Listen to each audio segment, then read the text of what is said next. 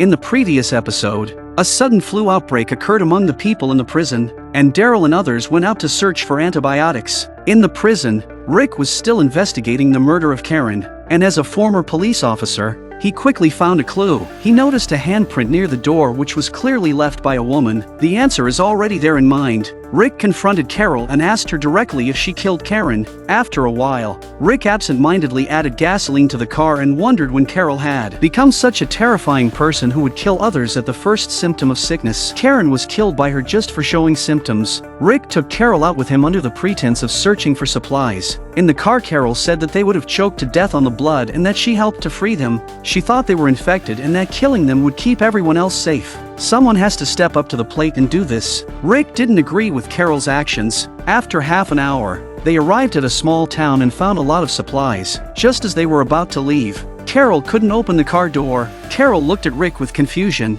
and he told her that he couldn't let her stay with the group because she had killed Karen. She cannot decide on the lives of others' life and death. That if Tyrese found out, he would kill Carol, and the others wouldn't let her stay either. Even if Daryl and the others didn't come back, people died because of the flu. Rick couldn't let someone like Carol stay with Judith and Carl in the prison. Carol didn't understand why Rick was doing this to her. She stood up for their safety. Rick went on to say that Carol could find another team to start over, find a team that didn't know she had done this, and he was sure Carol could survive out there because she wasn't the timid woman she used to be. Rick helped Carol find a usable car and prepared some supplies for her. Carol left the group. On the way back to the prison, Rick was feeling guilty and conflicted about his decision to banish Carol from the group. He wasn't sure if what he did was right or wrong, considering that they had been through so much together. In the quarantine section of the prison, a man was struggling to breathe due to the flu outbreak. Herschel, in spite of his safety, intubated him with improvised equipment, and with their cooperation, the man was finally able to out of the crisis. Herschel made herbal remedies every day to help delay the symptoms of the flu. However, people were still dying, and Daryl and the others had not returned yet. Glenn pulled out a knife and was ready to give them one last ride, but was stopped by Herschel. Herschel used his car to move the bodies outside before letting Glenn proceed. Outside the fence, the situation was getting worse. With a lack of manpower to help, the number of zombies was increasing. Maggie had to clear out the zombies alone until the sound of a car approaching caught her attention. It was Rick returning to the prison. Rick got out of the car and asked about the situation in the prison, relieved to know that all is well. Maggie asked him where Carol was. Rick told her the truth, and Maggie had a hard time accepting it. But she understood Rick's decision, but it's always a bit insensitive to drive a friend away. Inside the quarantine section, the situation was getting worse, and another person died after being choked by their own blood. Herschel was feeling sad, and the other patients were afraid that they would be next. Herschel asked everyone to return to their cells and lock the door. Sasha brought a cart and helped move the body. Herschel prayed for the deceased and gave him a proper burial. Though he was just a veterinarian, Herschel showed true compassion as a healer. Herschel closed the cells one by one to avoid the patients turning into zombies, and immediately after he saw that Sasha had fallen to the ground, he rushed up to help, not even seeing that a girl had died. But Sasha hadn't vomited blood yet, so she could hold on. It was a blessing among misfortunes. After treatment, Sasha finally woke up too. Glenn found that the previously intubated patient was not breathing and he helped with chest compressions. Glenn had been applying pressure for some time, but the man had not moved at all, and he was getting anxious. Glenn tried to call out to Herschel but could not, probably due to the intense movement. He felt that the blood was blocked in his throat. He then collapsed on the floor. Herschel was still on the ground floor, locking up the cells one by one. Glenn was having difficulty breathing and only the child noticed the situation, and the dead patient has turned into a zombie. The child then shouted urgently for Herschel. The woman on the ground floor who had turned into a zombie came out and jumped on Herschel, who told the others to lock up the cells. A man heard the commotion and came out and was about to shoot, when a girl came out and stopped he, not shooting for fear of accidental injury, but his son turns into a zombie and comes up behind the man, and so they are both bitten by the zombie. Rick's side also heard the gunshots and knew that something must have happened, but he needed people on this side of the fence too. Otherwise the zombies would soon bring the fence down. Rick decides to stay behind to fend off the zombies at the fence, leaving Maggie to go to the quarantine area for support. By now, tragedy had struck in the quarantine area. This child on the first floor, however, is calling out to the zombie, who in this child's eyes is sentient and can understand her, but the child accidentally fell to the ground and the zombie jumped right on top of her. Screaming in terror, Herschel rushes up in time and throws the zombie over the net, after which he sends the child to a room and instructs them, "Don't go outside." Herschel found Glenn, who was now having trouble breathing. Herschel just tried to get a respirator, but the zombies had already started up the stairs. He went to Caleb's room to get his gun but didn't think. Caleb couldn't hold out and turned into a zombie. Herschel had to finish off Caleb first, then got the weapon in his room, and the zombie upstairs was hit by Herschel, killed. By the time Herschel found Glenn again,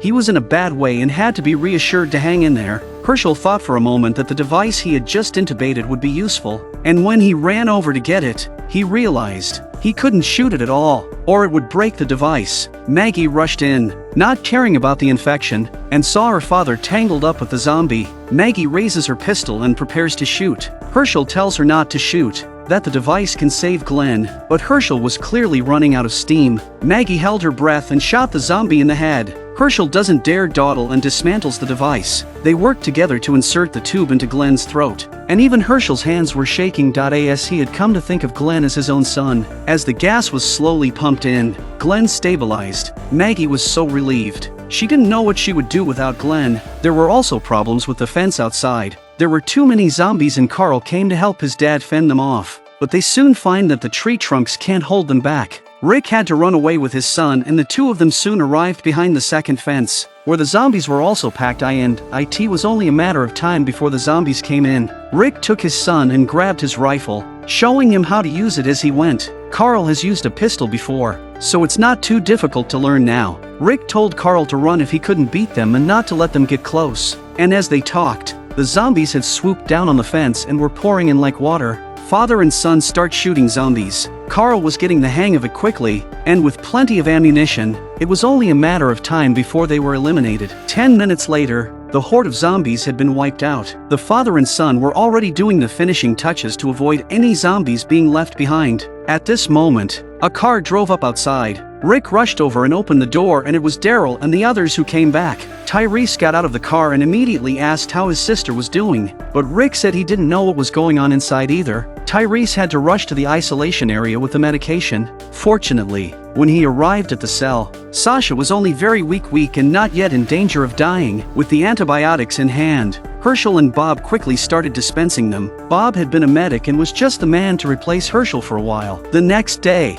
all the problems were solved and the patients were slowly recovering. Herschel was finally able to get some air. Now that life is once again quiet, what has their old enemy Governor been through these past few months? When Governor failed to attack the prison, he got angry and killed the town's fighting force on the way, then drove off with his men. But instead of returning to the town, Governor pitched his tent in the middle of nowhere. Governor sits dumbfounded by the fire, looking up as a zombie walks towards him, even tripping in front of him. He doesn't react, still seemingly lost in thought. Or maybe he just want to get it over with. The gun went off and Caesar shook his head helplessly. The next day, Governor emerged from his tent. The place was empty. His men knew he was demoralized and had chosen to leave, alone and desolate. Governor then drove his car through the town's gates, but the place was already empty and he set fire to the place, which was his heart's work and was now history. As the months passed, Governor, bearded and in a sorry state, lived a life of wandering, still without a purpose,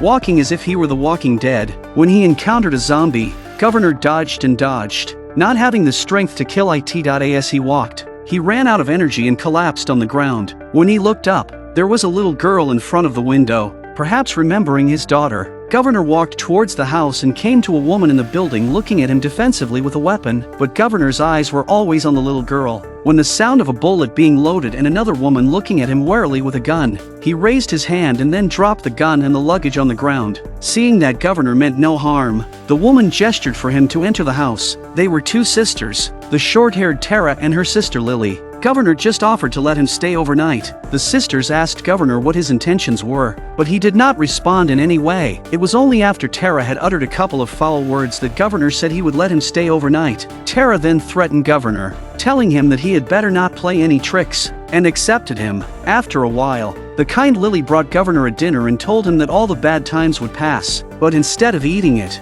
Governor turned around and collapsed downstairs and went back to eating his tinned food. As if to see more of the little girl, Governor came into the living room again and the sisters talked to him. Lily was gentle and generous. Tara seemed a little brash. but Governor is always slow and unsmiling. When David wanted to go back to the house to rest, seeing that the two girls were struggling a little, the governor picked up the old man and headed straight for the room. After putting David down, David began to chat incessantly with Governor about his daughter. Governor was about to leave when David said he had a neighbor who lived above him and had a toy in the house. They had no experience of fighting zombies and he wanted to ask Governor for help.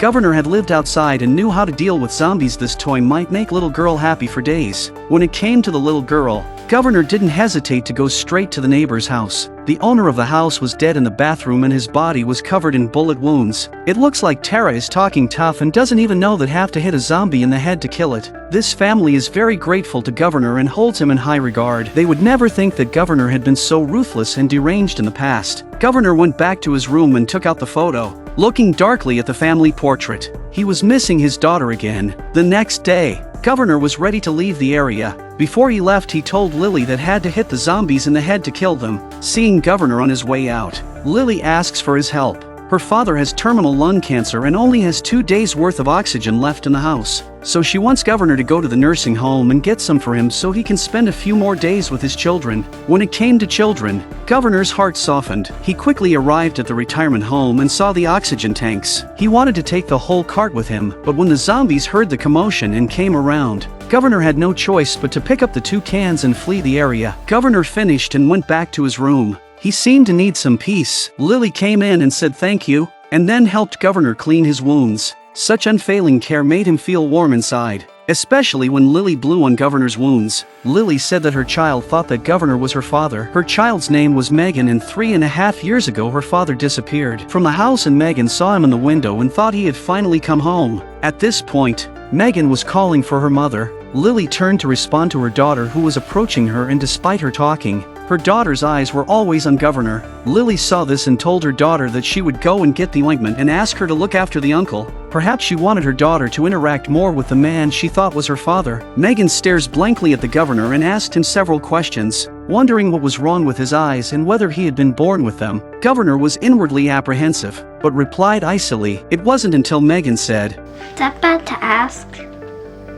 Only then did the Governor turn his head. He too was worried about hurting the girl, and then said gently that he would tell Megan what happened to his eyes, but she had to swear to keep it a secret. Megan held out her little finger and Governor understood what she meant and held out his little finger and pulled it together. The child made Governor's dead heart swell. Perhaps it was fate. The child thought he was the father, and he came here because he remembered his daughter. From that day on, Governor shaved off his beard and became a real father. He stayed in a place that felt like home, and Megan, the little one, stuck to him every day and asked him all the questions in the world. But sadly, David has died and the 2 daughters say goodbye to their father. But then David turns into a zombie and grabs Tara. In the heat of the moment, Governor grabbed the oxygen tank and smashed it down. They rushed up to stop it. Megan screams out in terror. After a while, Governor buried David, and when he came back into the room, Megan hid away from him. She was a bit scared of Governor. Tara, however, spoke up and said that they both understood that this day would come sooner or later, that David might have bitten her, almost bitten her. If he was still alive, he would be grateful to Governor for stopping him from hurting his daughters in time, so neither of them would have minded. Governor glanced at Megan, looking scared in her mother's arms. All Governor could do was turn away and go back to his room, then pick up the picture. Yes, at that moment, he was able to let go of his past and move on. Now Tara and the others can accept the fact that their father is dead. Why can't Governor accept it? Figured it out. He doesn't even hate Michonne anymore. After burning the photos, Governor packed his bags and knocked on the door. When Lily opened the door, Governor said goodbye and turned around to leave. Lily immediately said, "They're going with Governor. There must be a safer place." Governor was about to say no, but Lily then said she had seen his picture. Knowing that Governor had a family, Lily knew they couldn't be replaced. But for now, he had to stay with them. It was the only way. Megan needed him. Governor put his backpack down. It was a reason he couldn't refuse. The next day the group set off. They didn't know where they were going. In the car, Tara said she was sorry she had lied to Governor. She wasn't actually a cop. Governor must have been thinking to himself that of course she couldn't be a cop. She couldn't even kill a zombie. Rick had left too much of an impression on him. Soon they are at the river getting ready to spend the night. Megan still stays away from Governor and Lily can only reassure him that it will get better in time. In the evening, Lily and the Governor together. The next day unfortunately the car broke down and they had to walk with their luggage. Just hoping to find a car soon, a bird chirped behind them, scaring Tara so much that she tripped and fell to the ground, even twisting her ankle. Governor didn't care about Tara at this point because he sensed something was wrong. He took one step forward and around the corner he saw a group of zombies coming this way. Governor rushes them to leave their luggage and escape. The two sisters didn't hesitate to drop their belongings and start running. Megan was frozen in fear and didn't respond to her mother's calls. Governor rushed up and called out to Megan to come over. This time, Megan wasn't afraid. She ran straight into his arms, and at that moment, Governor felt an overwhelming sense of satisfaction. The only way they could get rid of the zombies was to run towards the woods. After running for who knows how long, while crossing the grass, Governor falls into a trap with his kids and Megan screams "Dad" because there are some zombies inside. The Governor rushed up to protect Megan and there was a burst of gunfire from above and he was finally able to kill the zombies in a bloody way. Governor came over to comfort the frightened Megan and they hugged each other tightly and Megan finally felt the protection of her dad. Just then, the voice of a man speaks from above. And it is Caesar, one of his former men.